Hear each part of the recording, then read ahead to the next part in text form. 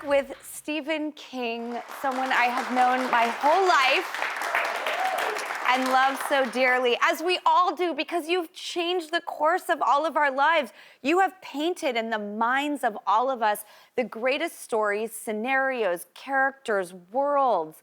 And I'd love to talk to you about some of all of our favorites in something we're calling On the Books.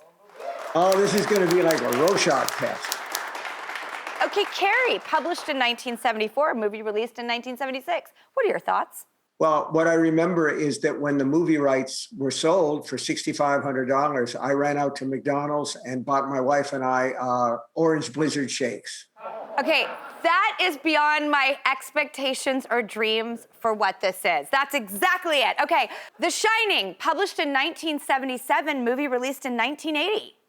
Well, I didn't really like the movie that much, but I did like the little boy that played Danny Torrance. And of course, since then, the Here's Johnny has become associated with my name forever. And why did you not love the movie Not to Press? If you don't want to tell me, it's fine, but I'm curious.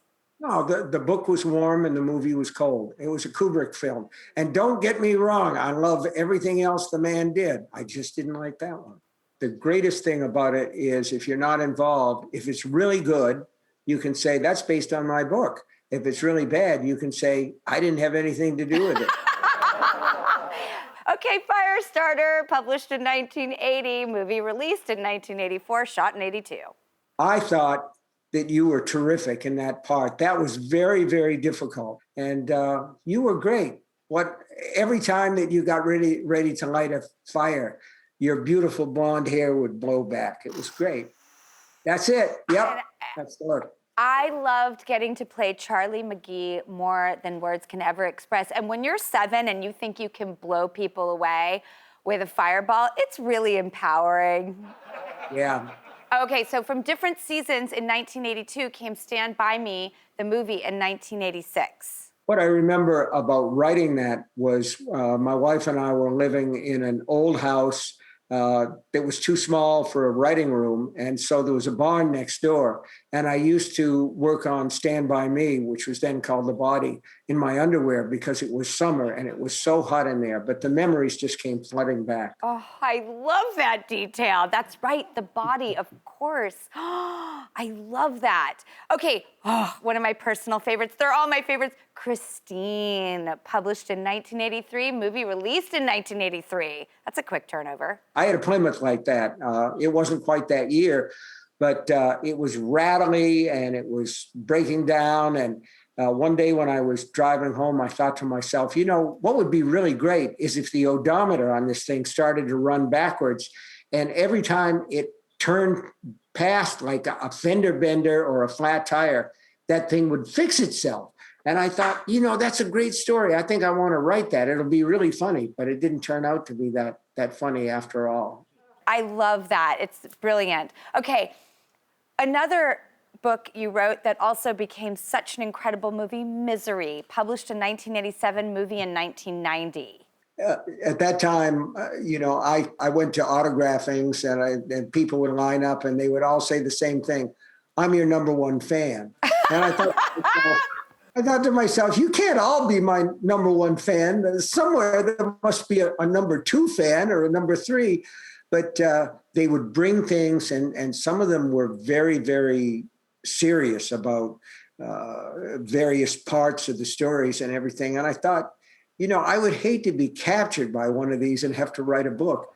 And then the thing just followed after. I mean, it was just perfect. It was like automatic writing almost. And a detail about your new novel later. I had an idea for a story about a literary agent, a woman who was on her own, and she had financial problems, and she had one big client that was supposed to pay all the bills because her life was just falling apart. And the guy drops dead. So what are you going to do about that?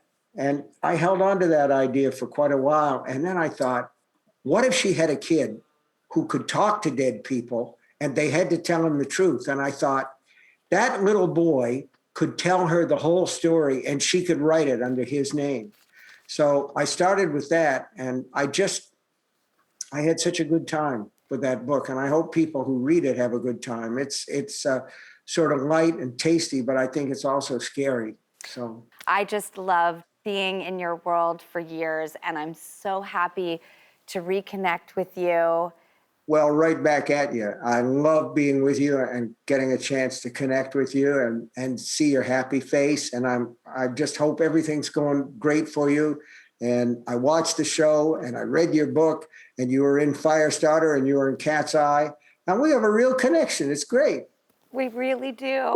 Just don't lock me up in a room and make me write a book. Well, I am your #1 fan.